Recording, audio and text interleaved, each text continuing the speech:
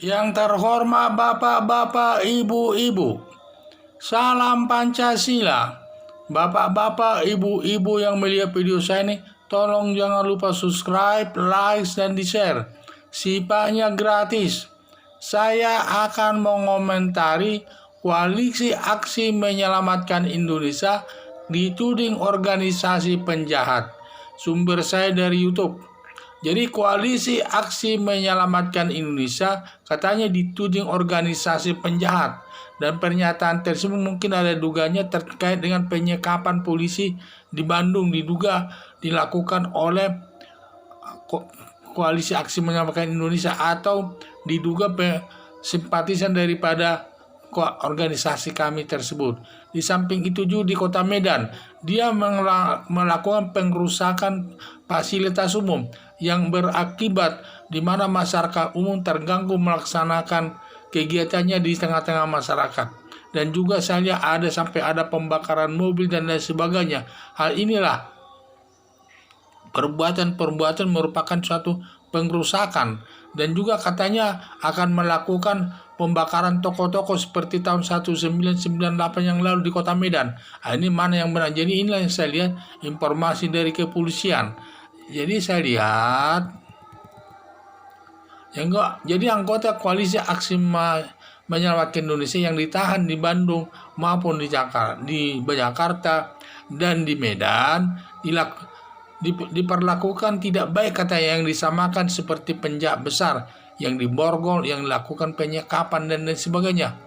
Jadi sepertinya koalisi aksi menyelamatkan Indonesia memberikan protes ke atas tindakan kepolisian, katanya anggotanya diborgol dan disekap dan lain sebagainya, seakan-akan seperti penjahat diperlakukan, seperti dipersamakan dengan kejahatan. Jadi saya lihat koalisi aksi menyelamatkan Indonesia ini pantas disebut penjahat. Karena apa? Dilihat dari sudut hukum pidana bahwa pengrusakan fasilitas umum dan penghasutan termasuk daripada perbuatan kejahatan. Banyak jenis perbuatan kejahatan, yaitu masalah pembunuhan. Pembunuhan ini juga perkara kejahatan ini, yaitu diatur dalam pasal 336 KUHP, yaitu ada namanya disebut pembunuhan biasa. Jadi seseorang mungkin bertemu dengan seseorang langsung dibunuh, ini namanya pembunuhan biasa. Demikian juga ada diatur dalam pasal 340, yaitu pembunuhan yang direncanakan. Jadi sebelum membunuh seseorang itu dilakukan oleh perencanaan yang matang. Ini termasuk perbuatan daripada kejahatan. Dan demikian juga penipuan yang diatur dalam pasal 310 KUHP yang ancamannya 9 bulan. Ini juga termasuk perbuatan kejahatan, dan termasuk penghasutan. Termasuk juga di sana pasal 310 KUHP bisa dikenakan ancamannya 9 bulan. Demikian juga perkara pencurian. Pencurian ini juga yaitu mengambil hak milik orang tanpa seizin daripada pemiliknya. Ini pencurian diatur pasal 362 KUHP, ancamannya selama 5 tahun. Jadi semua jenis perbuatan kejahatan ini. Demikian juga perbuatan korupsi, mengambil uang negara tanpa seizin negara, sehingga yang bertalian dengan jabatannya, sehingga dia perbuatan korupsi dan lain sebagainya. Masih banyak lagi jenis perbuatan kejahatan yang lain yang sifatnya bisa dihukum. Semua pelaku kejahatan tersebut setiap ditindak polisi harus diperlakukan sama. Antara lain diperlakukan sama, yaitu diborgol, dikawal, dan lain sebagainya. Dan nanti diproses sesuai dengan hukum yang berlaku. Tentu kalau ada didampingi oleh pengacaranya. Dan juga kalau nanti sudah